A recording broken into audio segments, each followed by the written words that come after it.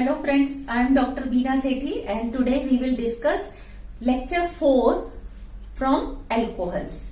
Alcohols के chapter के already I have delivered 3 lectures on general introductions, method of preparations and chemical properties. Chemical properties में I already have told you that there are 4 categories of chemical properties. First जिसमें क्या होगा ROH का ये OH bond cleavage होगा और ये as a acid behave करेगा। और अगर हम इसकी बात करें सेकेंड कैटेगरी में तो ये RO वाला बॉन्ड का क्लीवेज होगा और it will act like a base. और तीसरे टाइप की कैटेगरी थी जिसमें ROH पूरा की पूरा मॉलिक्यूल रिएक्ट करता है और फोर्थ टाइप की कैटेगरीज जिसमें ओनली R ग्रुप रिएक्ट करता है। तो हमने ये फर्स्ट 2 कैटेगरीज दोनों अपनी डिस्कस कर ली हैं लास्ट वीडियो में। और जिन स्टूडेंट्स ने वो वीडियोस मिस कर दिए हैं तो आप प्लीज डॉक्टर बीना की साइंस YouTube चैनल के ऊपर जाकर आप मेरे वो वीडियोस दोबारा से देख सकते हैं और जो आपकी क्वेरीज हैं आप उनको कमेंट बॉक्स में डाल सकते हैं so that I can solve your queries also. Fourth type की ये कैटेगरी है और हमारी चल रही थी थर्ड कैटेगरी जिसमें already I have discussed dehydration of alcohols. आज हम इसकी नेक्स्ट प्रॉपर्टी देखेंगे इसी कैटेगरी में ऑक्सीडेशन। ऑक्सीडेशन में हमें क्या देखना है कि ये अगर प्राइमरी अल्कोहल है तो इसके ऑक्सीडेशन से क्या बनता है हमेशा एल्डिहाइड। कैसे बनता है ध्यान दो कि ये OH जो है इसमें से H और जो अल्फा कार्बन है इसका भी H, ये दोनों H बाहर निकलते हैं और जो ऑक्सीडाइजिंग एजेंट है जैसे मैंने यहाँ पे एसिडिक पोटेशियम डाइक्रोमेट लिया है तो ये एक ऑक्सीजन देगा तो ये दोनों उस ऑक्सीजन से रिएक्शन करके साइड प्रोडक्ट बनाएंगे वाटर। अगर साइड प्रोडक्ट वाटर है तो हम इसको क्या कहते हैं ऑक्सीडेशन। और अगर ये हाइड्रोजन यहाँ पे एज ए हाइड्रोजन ही आ जाए जैसे हम कॉपर की प्रेजेंस में इसको जब गर्म करते हैं तो हम इस रिएक्शन को कहते हैं डिहाइड्रोजिनेशन। जब खाली हाइड्रोजन बाहर निकली है और अगर हाइड्रोजन ऑक्सीजन से मिलके वाटर बना के बाहर जाती है तो हम उसको क्या कहते हैं ऑक्सीडेशन। तो यहाँ हम ऑक्सीडेशन पढ़ रहे हैं तो इसलिए I will write water only potassium dichromate के साथ ये एल्डिहाइड हमें मिल जाता है।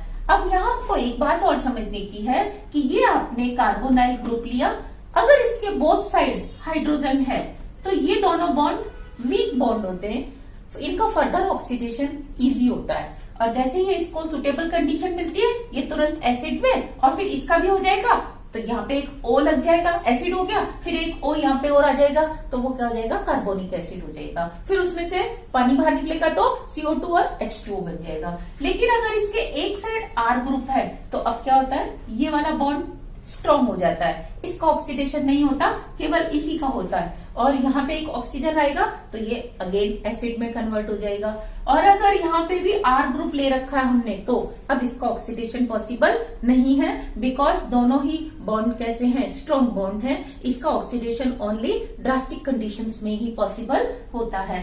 तो हम क्या देखेंगे क्योंकि इसमें एक साइड कौन सा बॉन्ड है C और H के बीच में वीक बॉन्ड है तो नेक्स्ट इसका ऑक्सीडेशन क्या होगा, यहाँ पे एक ऑक्सीजन इंसर्ट हो जाएगी कार्बन और हाइड्रोजन के बीच में तो क्या बन जाता है आपको प्रोडक्ट एसिड मिल जाता है। तो डाइक्रोमेट से जब हम कराते हैं एसिडिक डाइक्रोमेट से तो एल्डिहाइड और एल्डिहाइड के बाद हमें एसिड मिलता है। सिमिलरली अगर मैं डाइल्यूट HNO3 से रिएक्शन कराऊं तो भी क्या होता है ये एक ऑक्सीडाइजिंग एजेंट है तो पहले एल्डिहाइड, एल्डिहाइड के बाद एसिड। और अगर मैं कैसा ही केमिनोफोर लू न्यूट्रल एसिडिक एल्कलाइन कैसा ही पोटेशियम परमैंगनेट लू तो एल्डिहाइड और एल्डिहाइड से फर्दर एसिड्स बनते हैं। अगर मैं क्रोमियम 6 ऑक्सीडेशन स्टेट में लूं जैसे मैंने यहाँ लिया है क्रोमियम ट्राइऑक्साइड एंड पिरिडियम तो इसको हम कॉलिन्स रिएजेंट भी कहते हैं। तो ये क्या करता है ओनली एल्डिहाइड देता है, एल्डिहाइड से आगे फर्दर इसका ऑक्सीडेशन नहीं करता।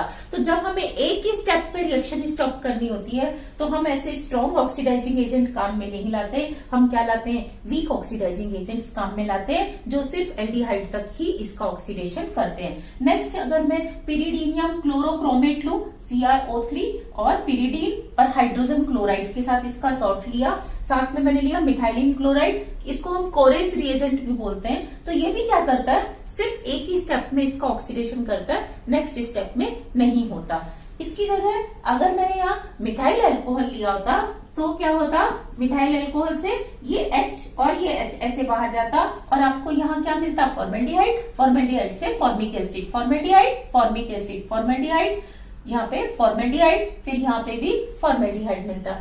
लेकिन जो फॉर्मिक एसिड बनता उसमें क्या होता कि अभी एक बार और ऑक्सीडेशन हो सकता है। देखो इस जगह तो हो गया, अब यहाँ पे भी ऑक्सीडेशन हो सकता है, तो ये एक और ऑक्सीजन आ जाता और आपको मिलता कार्बोनिक एसिड। और कार्बोनिक एसिड में कार्बन के ऊपर 2 OH ग्रुप है, ये अनस्टेबल होता है, इसमें से तुरंत क्या होता है, वाटर मॉलिक्यूल्स बाहर आ जाते हैं, CO2 प्लस H2O बनता है। तो ये था मिथेनोइक एसिड और इथेनोइक एसिड का डिफरेंस, जिसको आप मिथेनॉल और इथेनॉल का डिफरेंस भी पढ़ सकते हो कि मिथेनॉल में 3 स्टेप होता है, इथेनॉल में 2 स्टेप सभी होता है। और अगर मैंने यहाँ सेकेंडरी अल्कोहल लिया होता तो देखो सेकेंडरी अल्कोहल में क्या है कि ये आपने लिया सेकेंडरी अल्कोहल, तो इसमें H और यहाँ का O ये तो सेम निकलेगा और आपको यहाँ पे मिलेगा ketone.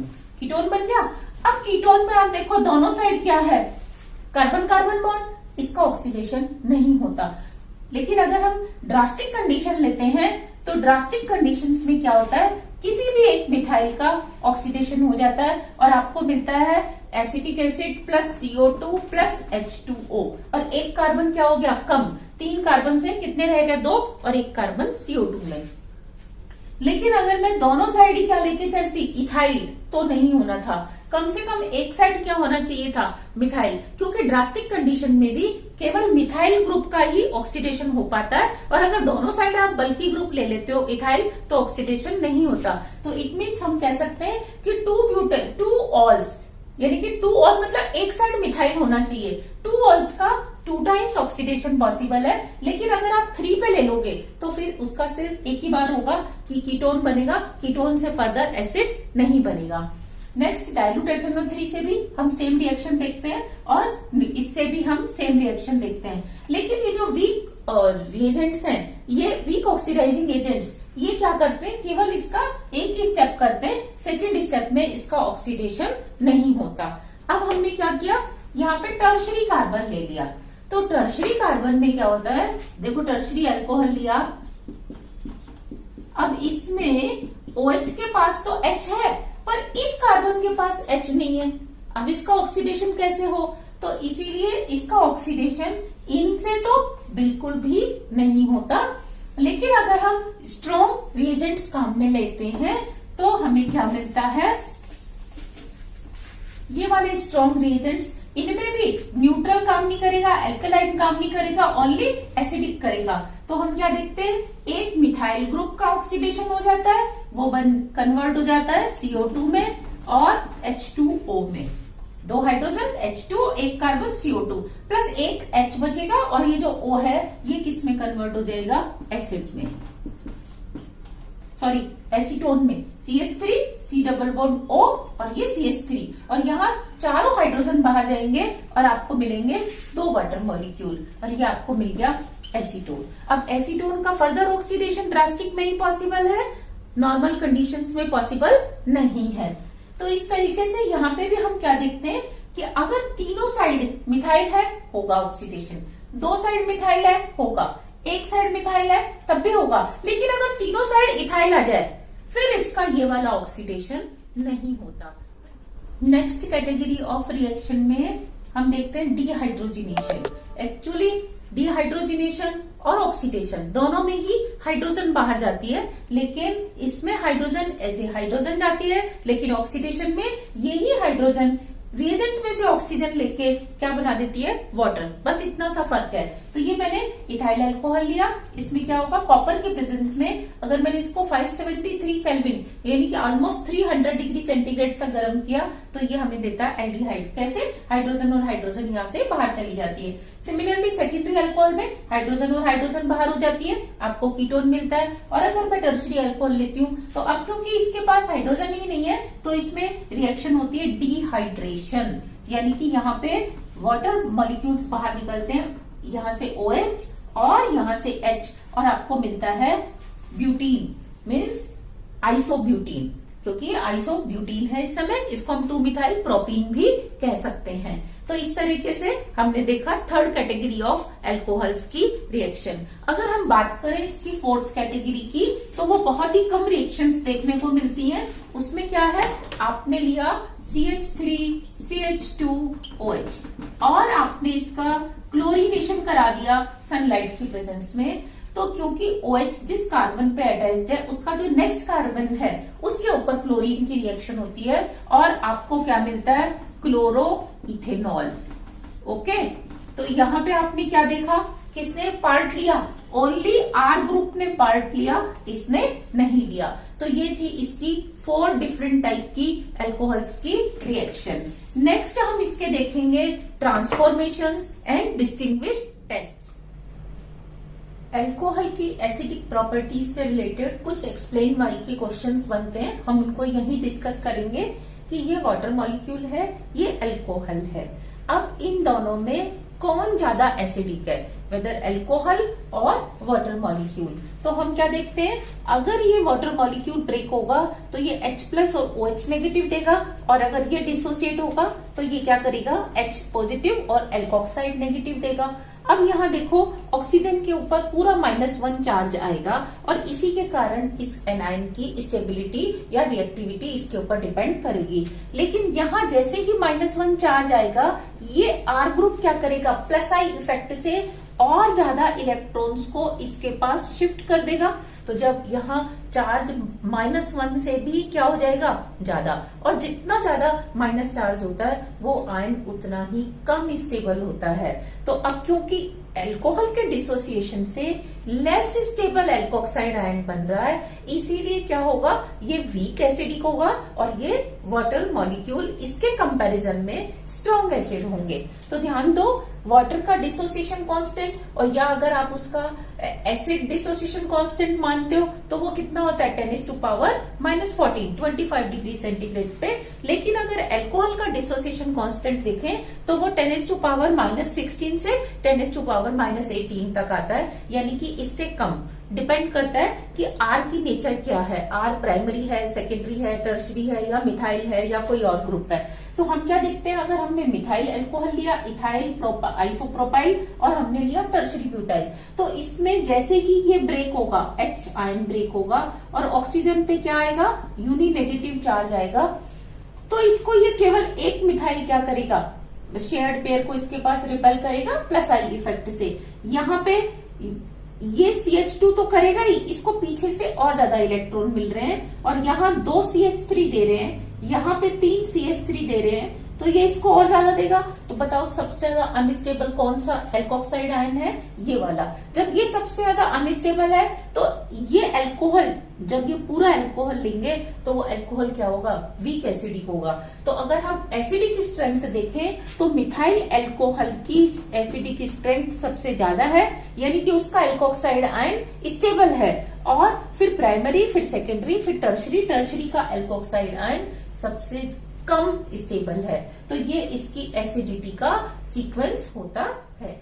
This is the steric effect on esterification reactions. हम क्या देखते हैं, मिथाइल एल्कोहल और मतलब कोई सा भी एल्कोहल किसी भी एसिड से जब कंसंट्रेटेड H2SO4 की प्रेजेंस में रिएक्शन करता है तो ईस्टर बनता है। तो आपने देखा एक कॉमन रिएक्शन कि आपके पास इस तरीके से ईस्टर का सिंथेसिस होता है। अब इस COO के पास यहाँ पे अगर बल्की ग्रुप है तो भी रेट ऑफ रिएक्शन कम हो जाती है, और अगर ये R बल्की ग्रुप है तो भी क्या होता है, रेट ऑफ रिएक्शन कम हो जाती है। तो हम क्या देखते हैं, एस्टरिफिकेशन की जो रेट ऑफ रिएक्शन है वो मिथाइल एल्कोहल की सबसे ज्यादा है, फिर ethyl alcohol, isopropyl alcohol and tertiary butyl alcohol. और अगर हम बात करें एसिड्स की तो इस एसिटिक एसिड की सबसे ज्यादा है, फिर प्रोपेनोइक एसिड, आइसोब्यूटरिक एसिड, और ये हो जाएगा आपका नियो अमाइल एसिड। तो इस तरीके से हम क्या देखते हैं, अगर टर्शरी ब्यूटाइल, क्योंकि इसमें ये टर्शरी ब्यूटाइल ग्रुप है और एक कार्बन और है तो इसको हम नियोपेंटाइल बोलते हैं, तो हम क्या देखते हैं, इसकी रेट ऑफ रिएक्शन सबसे कम होती है। Now we will see what is the difference between acylation reaction and benzoylation reaction. हम क्या देखते हैं, एसाइलेशन रिएक्शन में हम एसिटिल क्लोराइड या एसिटिक एनहाइड्राइड की रिएक्शन अल्कोहल से कराते हैं in presence of pyridine, dimethyl aniline या फिर किसी भी बेस की प्रेजेंस में, और हमें क्या मिलता है यहाँ पे, एस्टर मिलता है, और इस रिएक्शन को हम एसाइलेशन कहते हैं। सेम वे में हमें यहाँ मिलता है। लेकिन हम क्या देखते हैं, बेंजाइल क्लोराइड की रिएक्शन कराने पर अल्कोहल से, और हम इसको NaOH की प्रेजेंस में ही करा देते हैं, और इस रिएक्शन में भी हमें क्या मिलता है, एस्टर मिलता है, जिसका नाम होता है फिनाइल एसीटेट, क्योंकि इसमें ये फिनाइल बेंजोएट, सॉरी ये आएगा आपका R ग्रुप, तो ये हो जाएगा एल्काइल बेंजोएट। और ये जो एल्काइल बेंजोएट का फॉर्मेशन है, इस रिएक्शन का नाम होता है शाटन-बोहमैन रिएक्शन। तो इस तरीके से यहाँ पे हम क्या कर रहे हैं, NaOH को काम में ले पा रहे हैं, जबकि इन रिएक्शंस में हम NaOH को काम में नहीं ले सकते थे। क्यों? क्योंकि बेंजाइल क्लोराइड में ये जो क्लोरीन है, इस sp2 हाइब्रिड कार्बन के साथ इधर से, और ये कार्बन इधर से क्या करके रखता है, पार्शियल डबल बॉन्ड करके रखता है, जिससे ये NaOH जो है इसका हाइड्रोलिसिस नहीं कर पाता, जबकि यहाँ पे क्या है, इसका हाइड्रोलिसिस आसानी से हो जाता है। तो एसाइलेशन रिएक्शन में हम कैटलिस्ट जो काम में लाते हैं वो पिरिडीन, डाइमिथाइल एनिलीन और बेस होता है, जबकि यहाँ पे हम क्या लेते हैं, अल्कोहल की केमिकल प्रॉपर्टीज देखने के बाद हम उस दो स्पेशल टाइप के रिएक्शंस देखते हैं, जिसमें एक है ट्रांसफॉर्मेशन और दूसरा है डिस्टिंग्विश टेस्ट। ट्रांसफॉर्मेशन में हम दो तरह से ट्रांसफॉर्मेशंस देखेंगे। एक तो जब number of carbon atoms in main chain क्या होगा, चेंज होगा, यानी कि change in number of carbon atoms. दूसरा, number of carbon atoms will remain same, लेकिन क्या होगा, 1 डिग्री से 2 डिग्री, 2 डिग्री से 3 डिग्री, या इसका रिवर्स ऑर्डर करेंगे, 3 से 2, 2 से 1 डिग्री करेंगे। तो देखो यहाँ मैंने आपके सामने लिया है इथाइल अल्कोहल, जिसमें 2 कार्बन है। इससे मुझे बनाना है मिथाइल अल्कोहल, जिसमें 1 कार्बन है, यानी कि मुझे number of carbon atoms decrease करने हैं। दूसरा, इसी इथाइल अल्कोहल से मुझे बनाना है प्रोपाइल अल्कोहल, जिसमें 1 नंबर ऑफ कार्बन ज्यादा है। तो अब एक हम इस तरीके से पढ़ेंगे, बढ़ाने वाला, दूसरा इंक्रीज, एक इंक्रीज और एक डिक्रीज करने वाला। तो देखो, जब इंक्रीज करना होता है हमें कार्बन, तो हम केसीएन या ग्रिग्नार रिएजेंट काम में लाते हैं, या वुड्स रिएक्शन काम में लाते हैं। तो देखो मैंने यहाँ पे क्या लिया, केसीएन। अब केसीएन किस पे काम करता है, हैलाइड्स पे, तो इसलिए मैंने इसका हैलाइड बनाने के लिए पहले PCl5 से रिएक्शन करा दी। आप SO2Cl2, SOCl2 किसी से भी करा सकते हैं। अब क्या होगा कि आपने जब इसके ऊपर केसीएन की रिएक्शन कराई, तो आपको मिल जाएगा CH3CH2Cl। देखो एक कार्बन इंक्रीज हो गया। अब आप इसका रिडक्शन करेंगे तो you will get CH3CH2CH2NH2, primary amine 3 carbon की। अब अमीनो ग्रुप को अगर OH में कन्वर्ट करना होता है तो we have one reagent, nitrous acid. Nitrous acid को कैसे बनाते हैं, NaNO2+HCl से। तो NH2 की जगह कौन सा ग्रुप आ जाता है, OH ग्रुप आ जाता है। यहाँ पे भी मैं आपको एक छोटी सी बात बताना चाहती हूँ कि मेरी एक प्लेलिस्ट है मेरे चैनल पे, how to memorize organic reactions easily. अगर आप ऑर्गेनिक रिएक्शंस को बार बार भूल जाते हैं तो आप मेरे वो रूल्स देखिए, उससे आपको क्या होगा, आसानी से सारी रिएक्शंस, रादर 70-80% रिएक्शंस आपको टिप्स पे हो जाएंगी। तो ध्यान दो, अब अगर मुझे डिक्रीज करना है तो डिक्रीज करने का रूल होता है या तो हाफमैन हाइपोब्रोमाइड या सोडा लाइम। तो ध्यान दो, मैंने इसका सोडा लाइम करना है तो क्या करना पड़ेगा, एसिड बनाना पड़ेगा, और इससे एसिड बनाना है तो कैसे बनेगा, ऑक्सीडेशन से। तो मैंने पहले इसका ऑक्सीडेशन किया, एल्डिहाइड, एल्डिहाइड से बना दिया एसिड, एसिड का सोडा लाइम किया, soda lime means NaOH and CaO। आप इसको एल्कली के साथ फ्यूज करते हो इन प्रेजेंस ऑफ CaO, तो क्या होगा, मीथेन बन जाएगा। मीथेन का क्लोरीनेशन किया, CH3Cl, और इसका एक्वस की वजह से हाइड्रोलिसिस कर दिया, यू विल गेट मीथेनॉल। अच्छा, अब अगर मुझे मीथेनॉल से वापस ये बनाना है इथेनॉल, तो मैं क्या करूंगी, ये वाले स्टेप्स लगा दूंगी मीथेनॉल के ऊपर रिवर्स ऑर्डर में। पहले इसके ऊपर मैं PCl5 कराऊंगी, फिर KCN कराऊंगी, इस तरह से। और अगर मुझे प्रोपेनॉल से इथेनॉल बनाना है, यानी कि नंबर ऑफ कार्बन एटम कम करने हैं, तो मैं ये वाले स्टेप से सारे इसके ऊपर लगा दूंगी। तो इस तरह से हम क्या देखते हैं कि हम number of carbon atom increase भी कर सकते हैं, डिक्रीज भी कर सकते हैं। ये मैंने आपको एक मेथड बताया है। आप इसके अलावा और कई मेथड्स अपने आप बना सकते हो कि वुड्स रिएक्शन से, या यहाँ पे आप हाफमैन हाइपोब्रोमाइड लगा सकते हो। हाफमैन हाइपोब्रोमाइड के लिए क्या होगा, एसिड के ऊपर आप किसकी रिएक्शन कराओगे, अमोनिया की, और आपको मिल जाएगा CH3CONH2। और इसके ऊपर अगर आप हाफमैन हाइपोब्रोमाइड यानी कि KOH और Br2 की रिएक्शन कराते हो तो आपको मिल जाएगा CH3NH2। ये प्राइमरी अमीन। अब देखो मैंने आपको बताया अमीनो ग्रुप को OH में कन्वर्ट करने के लिए नाइट्रस एसिड है, तो मैं यहाँ नाइट्रस एसिड की रिएक्शन करा दूंगी, तो I will get methyl alcohol. Similarly यहाँ पे भी हम एक से ज्यादा रूल्स को लगा सकते। सेकेंड टाइप की ट्रांसफॉर्मेशन रिएक्शंस में हम नंबर ऑफ कार्बन एटम्स को चेंज नहीं करते, only degree of alcohol will be change. अब देखो इसमें हम 1 डिग्री से 2 डिग्री, 2 डिग्री से 3 डिग्री का ट्रांसफॉर्मेशन कर सकते हैं, या हम 1 डिग्री से 3 और 3 डिग्री से क्या कर सकते हैं, 1।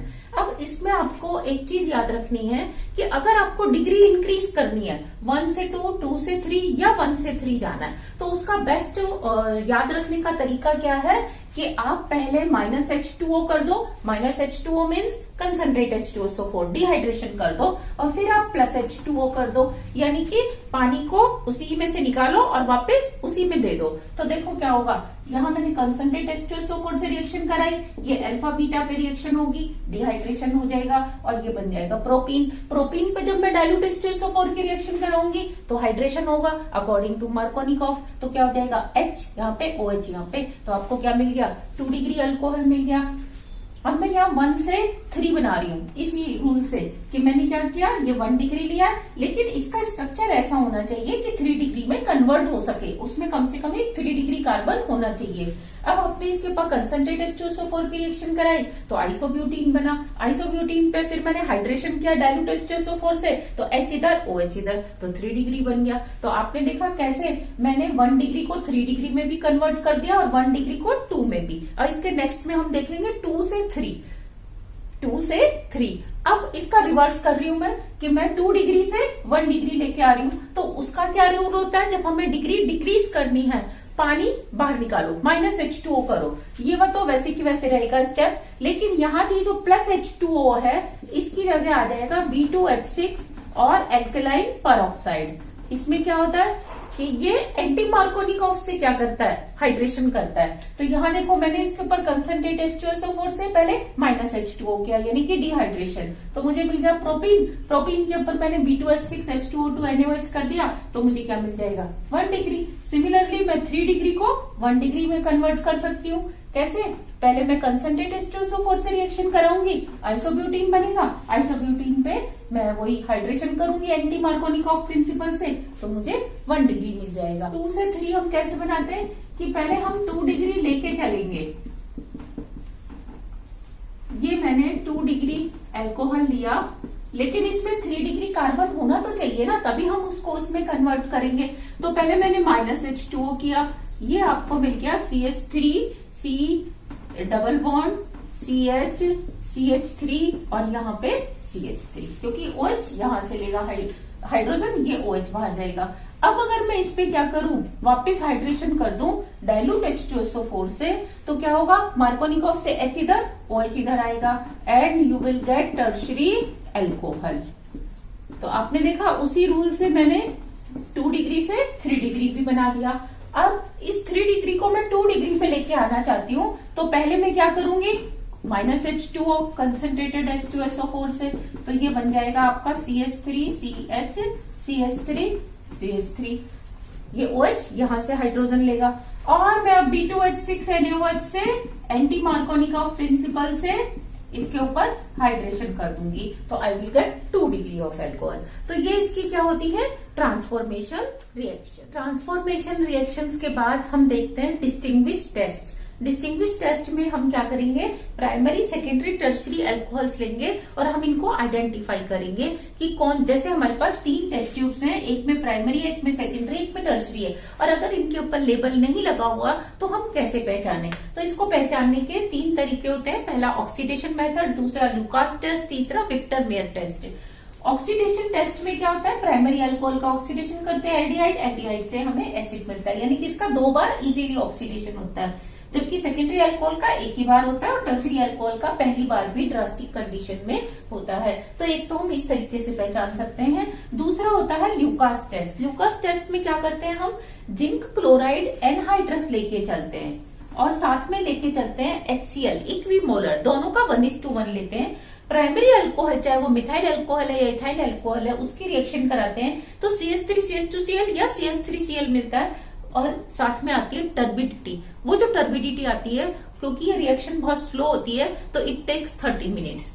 लेकिन अगर सेकेंडरी अल्कोहल लें और इसी रिएजेंट से रिएक्शन कराएं तो हमें सेकेंडरी मतलब प्रोपाइल क्लोराइड, आइसोप्रोपाइल क्लोराइड मिलता है, लेकिन टर्बिडिटी 5 मिनट में आ जाती है। और टर्शरी अल्कोहल में डालते ही क्या होता है, क्लोराइड बन जाता है और टर्बिडिटी 30 सेकेंड्स के अंदर ही आ जाती है। तो इनकी रेट ऑफ रिएक्शन के हिसाब से या इनकी रेट में कितना टाइम लग रहा है रिएक्शन में, उससे हम इनको आइडेंटिफाई कर लेते हैं। अल्कोहल्स को डिस्टिंग्विश करने का जो third and very beautiful method होता है वो होता है विक्टर मेयर टेस्ट। इसको हम रेड, ब्लू और हम इसको व्हाइट मेथड भी बोलते हैं, क्योंकि इसमें जो 3 टेस्ट ट्यूब्स होंगी उसमें फर्स्ट में रेड कलर आएगा, दूसरे में ब्लू और तीसरी व्हाइट रह जाएगी। क्या करते हैं, ये जो तीनों अल्कोहल्स हैं 3 टेस्ट ट्यूब्स में, जिनका कि हमको नाम नहीं पता, किसमें प्राइमरी है, किसमें सेकेंडरी, किसमें टर्शरी, हम तीनों में ही रेड P+I2 डालते हैं। इसका काम क्या होता है, OH की जगह आयोडीन देना। हम ये रिएक्शन पढ़ चुके हैं, तो ये देखो CH3CH2I, यहाँ OH की जगह I और इसमें भी OH की जगह आइडो, तो यानी कि आइडो कंपाउंड्स आ जाते हैं। अब हम इसकी रिएक्शन AgNO2 से कराते हैं, तो AgNO2 में क्या होगा, ये AgI बाहर, ये AgI, फिर ये AgI, इस तरीके से आउट। अब यहाँ पे I की जगह क्या लग जाएगा, NO2 ग्रुप। सब में मैंने I की जगह NO2 ग्रुप लगा दिया। अब मैंने इसकी रिएक्शन नाइट्रस एसिड से कराई, तीनों में नाइट्रस एसिड डाला, तो इसमें नाइट्रस एसिड क्या होगा, डबल बॉन्ड O वाली साइड से करेगा, H2O बाहर जाएगा और आपको डबल बॉन्ड से NOH जुड़ जाएगा। इसको हम बोलते हैं नाइट्रोलिक एसिड। नाइट्रोलिक एसिड क्यों, क्योंकि NO2 का -I इफेक्ट है, ये कार्बन से विड्रॉ करेगा, कार्बन नाइट्रोजन से, नाइट्रोजन ऑक्सीजन से और H बाहर, H+ की फॉर्म में। तो एसिड है तो बेस से रिएक्शन करेगा, तो जब हम NaOH से रिएक्शन कराएंगे तो ये sodium salt of nitrolic acid देगा, जिसका कि रेड कलर होता है। तो इस वाली टेस्ट ट्यूब में हमें रेड कलर मिलता है। लेकिन इसमें जब हम नाइट्रस एसिड की रिएक्शन कराते हैं तो ये सिंगल बॉन्ड OH वाली साइड से रिएक्शन करता है, क्योंकि इसके पास एक ही H है। जिस कार्बन पे NO2 है उस पे कितने हाइड्रोजन है ये देखा जाता है। जैसे इसमें 2 थे, इसमें 1 और इसमें 1 भी नहीं है।